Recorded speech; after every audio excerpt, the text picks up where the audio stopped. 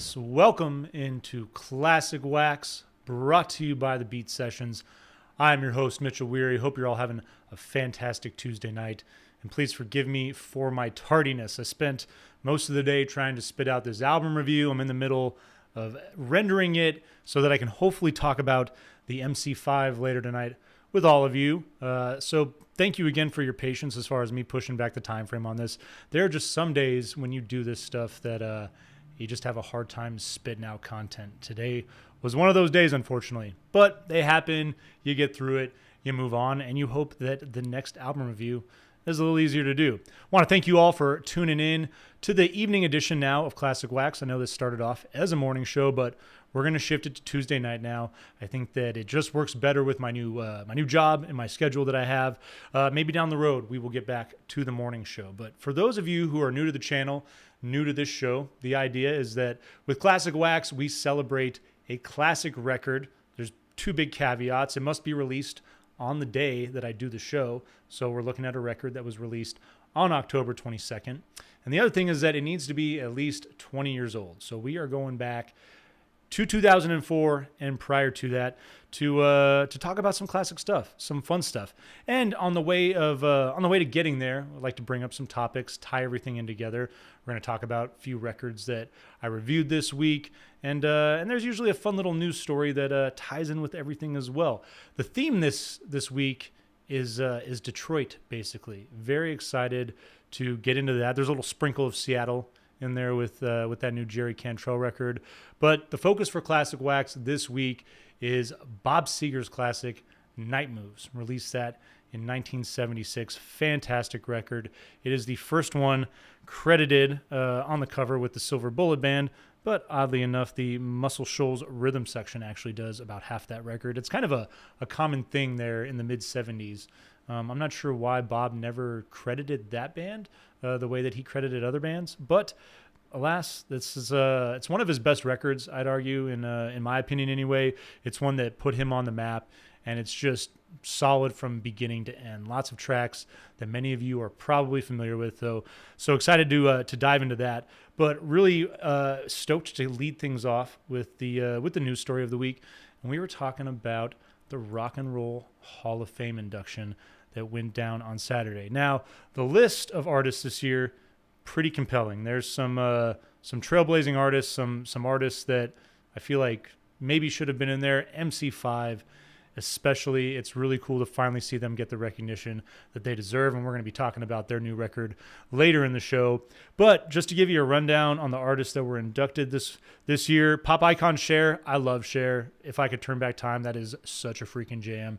And she's always been incredible and incredibly influential. So I'm glad to see her in there. Ozzy was finally inducted as a solo artist. Black Sabbath has been there for a number of years, but Ozzy finally getting his due as a solo artist. Really cool performance too from the likes of Maynard, Zakk Wylde, a bunch of other performers that were a part of that. Mary J. Blige finally got her recognition. An incredible musician. Her combination of hip-hop and R&B and soul is truly one of a kind. She's an artist that I've definitely enjoyed over the years. Soft Rockers Foreigner finally made the cut. They got in there. And Dionne Warwick as well. A couple of other artists. A Tribe Called Quest, only hip-hop act to make it this year. Dave Chappelle introduced them. One of my favorite hip-hop acts. I mean, they literally are just so one of a kind, one of the most legendary outfits to ever do that. So it's cool to see them get the recognition that they deserve from the Rock and Roll Hall of Fame. Kool and the Gang made the cut this year, so glad to see them there. Jimmy Buffett's on that list. Not the hugest Parrot head myself personally, but his influence across the board and just his attitude and style. I feel more than anything, it's just the way he lived his life more than his music for me that makes him such an icon. But glad to see him there. I'm sure a lot of people are as well. Dave Matthews Band, always kind of a polarizing one when I bring that up. I'm a huge fan of Dave. I've seen him live probably 4 or 5 times. Always enjoy getting a good lawn seat up at the pavilions up in Phoenix when he goes on tour. Super fun show. If you've never checked him out, if you're not necessarily a big fan, if you ever get the opportunity to stumble across a free ticket, take that ticket. I'm not asking you to go out of your way to pay for it, but if you got a friend or something with an extra ticket one time and you get the offer, I guarantee you the live show that they put on will change your mind. And then, as I said before, MC5 finally making the cut. Wayne Kramer passed away earlier this year, along with drummer Dennis Thompson. It's really unfortunate given the effort that they put into this new record, Heavy Lifting, and just knowing that the time frame didn't quite work out for him to see it. I talked about in the review that given the punk rock ethos of that outfit, they probably wouldn't give a damn necessarily, but as we age, our opinions change. And I know that he hangs out with Tom Morello a lot. Tom did the introduction and the speech, and I don't think there's a better person to have introduced that band. Not only just the music side of Rage Against the Machine, but the political edge. I'm sure, no doubt that MC5 is a massive part of what those guys did through the 90s with that outfit. And so excited to talk about him, or I should say about Wayne Kramer and MC5 a little later on in the show.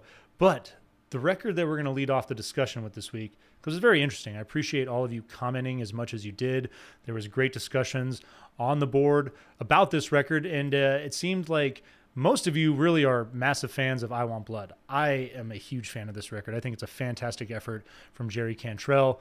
For those of you who dissented slightly, there was the issue of it sounding too much like an Alice in Chains project. And I can see that. I can see where, a lot of you were saying it felt like he was kind of staying in his comfort zone, really not branching outside of that Alice in Chains sound, which I argued that he's pretty much the one responsible for it. Over the years, working with the likes of Lane Staley and also working with William Duvall, he's a guy, one of the things I've always appreciated about the sound of that band are the vocal harmonizations that are at play in their rock and roll sound. It's a big element. It's certainly a big part of why their sound is so distinct. And so I've always felt that, yes, it's similar to what he's doing with Alice in Chains, of course, but working with different personnel and, harmonies are harmonies. I think that no matter who you are as an artist, they're important to musical compositions. And the back and forth and the duality that he really likes to bring to the table with those harmonies is something that it's an exceptional part of his solo work, Alice in Chains, any other type of collaboration that he's done over the years, which he's done a ton. When you're the riff lord and everybody wants to work with you with that title, there's going to be a lot of that outside stuff, whether in the studio or whether on stage. And so I enjoyed that element of it. I enjoyed the riffs. I think that, again, are there similarities to work with Alice in Chains? Of course. But he's a guy that no matter what, it comes so naturally to him to play with different timing sequences, different timing structures, and to provide compositions that are always going to keep you on the edge of your seat. That's my favorite thing about Jerry Cantrell, is that you start with the beginning of a riff and there's no predicting really where it's going to end, where it's going to go. And that's one of the most fascinating things about his overall body of work. And so I hope you all had a chance to listen to this new record, I Want Blood. I think it's arguably one of the best things he's done in a very long time. Nice heavy sound.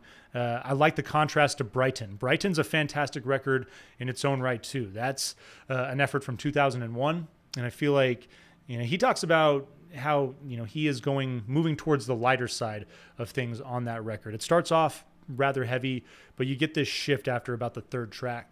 And what I find fascinating about that record and about Jerry in general, Alice in Chains back in the 90s, that Unplugged record that they put out is easily one of the best in that series, next to the one that Nirvana did, I'd argue. But when these guys choose to roll with that acoustic side, that softer side of their sound, it's just so one of a kind, and they always nail it. I love when he takes the time to make that effort and to do something different in that regard as well. So if you haven't checked out either of those records, I don't necessarily want to think of them as companion pieces, but they certainly offer a different dynamic as far as sound. And, as far as the work that he's put out in the last couple of decades, it's definitely some of his top tier stuff. Definitely go check those out. Getting into the love of Detroit, though, shifting back from the West Coast here, MC5 putting out a new record getting into the Rock and Roll Hall of Fame. It was a big weekend for this band. And as I stated before, talked about it in the album review as well that I will post later, it's really unfortunate that Wayne Kramer and Dennis Thompson did not have the opportunity to witness today, or to witness Saturday. I think they would have been thrilled with the reception of this new record. There's a lot of people that I've spoken to that love it, but the big debate is that it's not an MC5 record. And I get their angle to a certain degree. There's the issue of personnel, and while you don't have, it's basically Wayne Kramer is the only original player on the record, which is why they're calling it a solo project versus an MC5 album. But, the fact that he was able to pull in Dennis to drum on a couple of tracks, and when you think about the contributors, you think about Tom Morello, you think about William Duvall and Slash working together on a track. Pull up some of these other artists here, because it's absolutely just a fantastic lineup that he brought together, and you can feel the energy. Brad Brooks, working with Vernon Reid on a track, that is super epic. Joe Barry. This is a record that I think became an MC5 album because of the energy that was created with the collaborations, with the time that all of these guys spent working together. I don't think Wayne set out to add to that catalog. But ultimately, I would argue that this is a celebration not just of the punk rock origins and the aggressive political stances that this band took at the time of their height. Starting off in '69 with Kick Out the Jams, 1970 they put out Back in the USA, and 1971 they finished things off with High Time. And 1972 they break up. That was pretty much it. In the mid 60s when they formed, they were a cover band doing a lot of great stuff and really mixing in an excellent eclectic style. I mean, you're talking about being in Detroit at that time and era, you have the birth of Motown. So it's not just rock and roll and it's not just blues, but you're getting jazz, you're getting R&B, soul and funk, all these different genres that are driving their sound. And even though for the most part their sound is predominantly garage rock, punk rock, heavy hard rock, there's no doubt that there's so many compositions on those three records that you listen to, and especially on this new record, that celebrate all those different genres and acknowledge those influences and the importance that they had on these guys. So my favorite thing about Heavy Lifting is the shift in genres. And it starts off with, the Tom Morello track, the title track, and you get a couple of heavy tracks, really hard rockin' stuff, the kind of stuff that you would expect. And then all of a sudden you get a couple of curveballs, and it's digging back through my notes here. It's tracks like The Closer, Hit It Hard. One of my favorite tracks because of Your Car. I mean, it's like straight up Prince almost. The falsetto vocal, the 80s funk groove. It is so catchy and so infectious. And it's great to see that Wayne and the entire group of musicians was in this frame of mind where they were looking to celebrate Detroit in its entirety. One of the best music cities that is out there. I think that scene really often goes overlooked because of the distance in time. I mean, we're talking about the birth of Motown in 1959, and I believe it's 1959, it's 58 or 59. But, going through the 60s and the development of rock and roll, mostly outside of the States, let's be completely honest. If you were listening to anything with any type of rock and roll drive, you were getting, heavily influential black artists, this big blues drive in a lot of that sound, until you get guys like Elvis, until you get guys like, I think of Richie Valens as far as what he did with the song like La Bamba. And again, being a Latino, crossing over, it's really cool to see the way that the foundation of the rock and roll genre. And I know that this is, it's basically common knowledge, but just seeing artists like Wayne acknowledge that, these guys were truly the pioneers of rock and roll music, of R&B music, of jazz music, and giving credit where credit is due. I think ultimately that's what's cool about this record, is just the overall amalgamation of sound that is coming out of that city and how influential, even while quietly. Standing in the Shadows of Motown, if you guys have never seen that documentary, I mean, those players played on more hits than the Beatles, the Stones. I think it's Elvis, and shoot, there's another artist there. But it's insane how influential all those artists were. And, you know, you never hear their names. You never hear them talked about the way they deserve to be talked about. So check out this new record. You know, whether or not it's authentically MC5, in my opinion, it doesn't really matter. The big thing is that it's celebrating Detroit, and in a very polarizing time where politics are kind of at the forefront. We're right up on this election. You know, it's important to vocalize your opinion, regardless of what side you're on. Go out and vote. Go have discussions.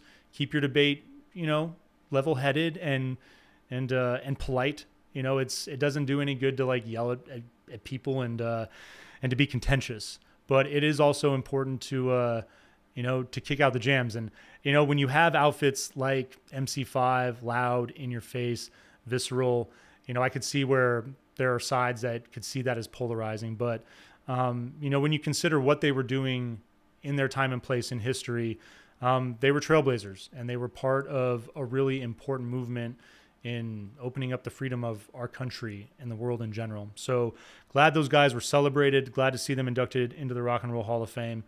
And with that said, it is time to get into the heart of this Classic Wax episode, and a guy that quietly through the 60s was doing his thing in Detroit.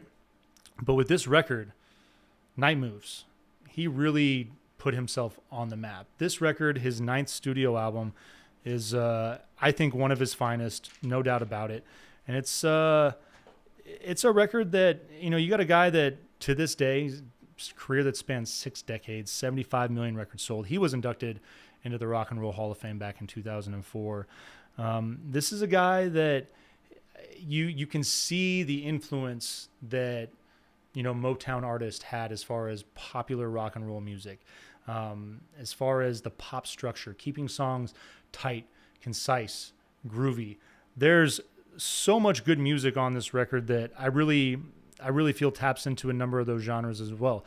A lot of people will classify Bob Seger as heartland rock, and there's no doubt that influence is there. It's prominent, and I love it when he's rolling with that feel. But there's songs where, you know, he's going flat out, you know, country. There's songs where I'm hearing just a big kind of just like bar blues drive. And it's there's times when he just rocks out straight up on this record. It's a super fun album from start to finish. 9 brilliant songs, 7 of them are originals. You got 2 covers on this thing as well. But getting into the meat of this thing, if you've never listened to this record, I feel like you've at least heard most of the songs. It kicks off with Rock and Roll Never Forgets. This is a song that when you turn on popular radio now, I could see it, and I have heard it in a playlist from time to time. It's not going to get as much movement as a lot of his other music, but it's a song that I think most of you have heard, and I just love the way that it kicks this album off. You get this arpeggiated riff backed by clashing instrumentation, and ushers in this groovy track. And then you got just like a great blend of funk and country on this song. Dig the piano and the saxophone, the way that works in. And that's another thing on this record, working with the Silver Bullet Band and even with the Muscle Shoals rhythm section. The horn sections and some of that piano play really adds so much depth and so much layer to these compositions. And they're quick ones too. Like I said, this is a 9-track record, comes in at 37 minutes. There's very little filler. And I like how these, you know, again, the compositions are just tight. They're precise, and they really play out well. Rock and Roll Never Forgets is going to have a nice big coda as well. I love the end of that song. It's got a great finish. Night Moves, your title track. I think we've all heard this song before. One of the most signature rhythm riffs of all time, though. I mean, it's amazing to take just a rhythm guitar element to a song and make it so prominent and so recognizable. But I would say that this is one of the few acoustic rhythms that from the moment I hear it anyway, and I think I could probably speak for most of you too, I just immediately know the song and immediately know what's about to come at me. So I would argue that it's a it's a big shining example of why he is such a fantastic songwriter and why he's had so much success over multiple decades. Love the tone of the guitar as well on that particular riff. But Bob's vocal is excellent on that song as well. You get a little drum roll that ushers in the rhythm, and it's the build of this song too that is so exceptional. The piano that comes in is really nice. The chorus is solid. And especially as this, like I said, the song builds with the harmonies, the different textures that come in and out. It's really, it's a reason. There's a reason that it's one of the best songs in his catalog, I'd argue. The Fire Down Below, getting into that just nice, big, bluesy rock and roll style track. Big electric riff to open up, and I love the jam and the piano on this thing too. The verse hits with that infectious bluesy groove, and it's one of my favorites as well from him. And just back to back to back, those three opening tracks, this A side is truly exceptional and stands out above a lot of A-sides in my opinion. Sunburst, your fourth track, you get an arpeggiated riff with a nice mellow build, prominent piano.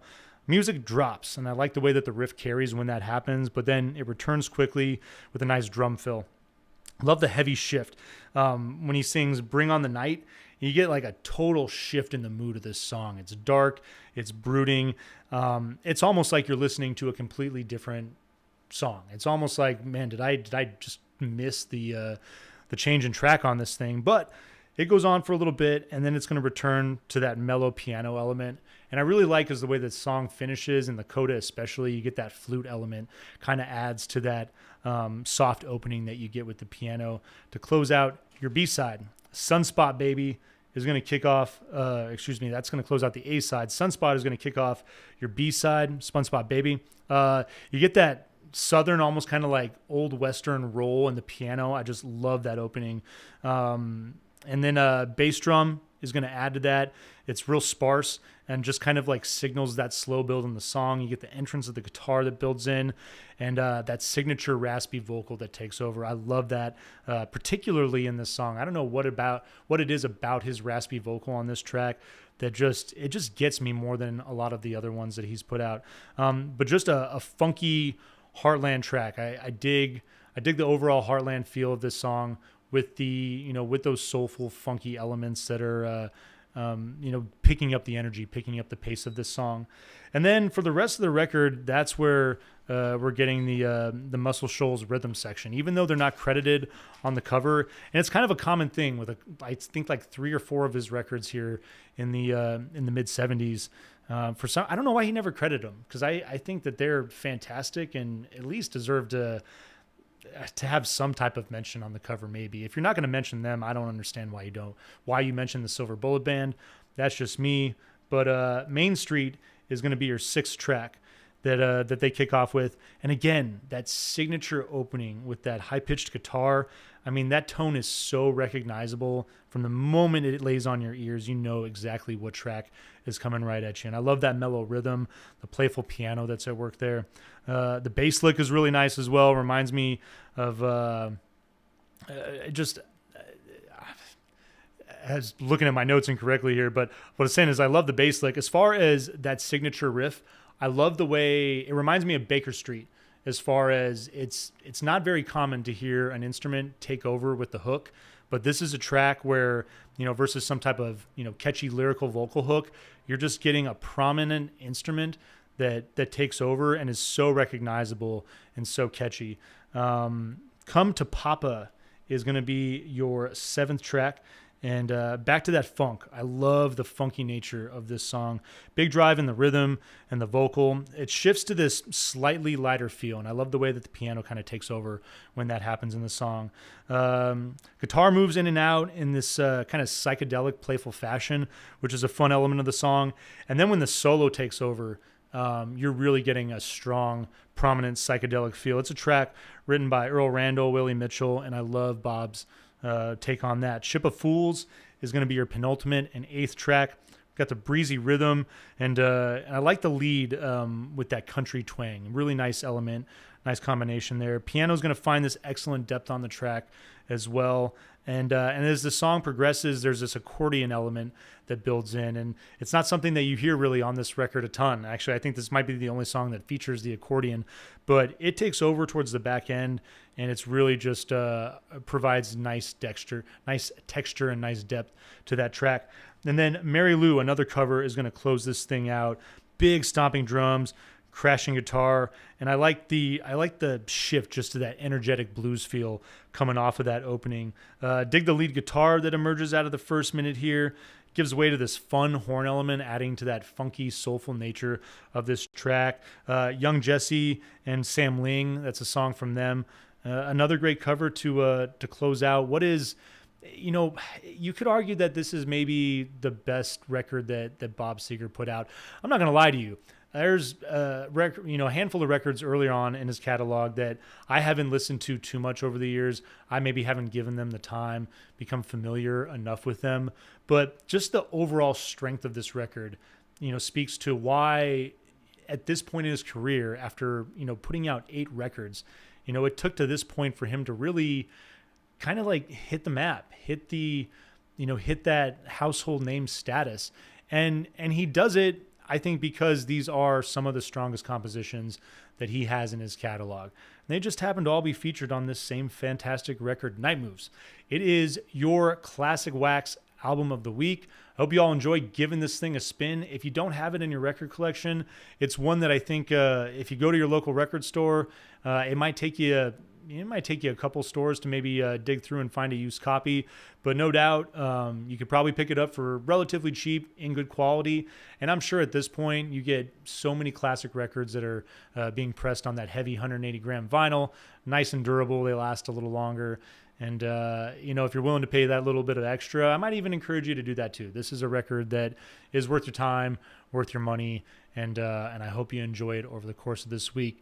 I'm going to be kicking out that review for that new MC5 record here in just a little bit, so stay tuned for that. And stay tuned throughout the week for my album reviews, and we'll see you next week on Classic Wax. Thanks for tuning in, guys.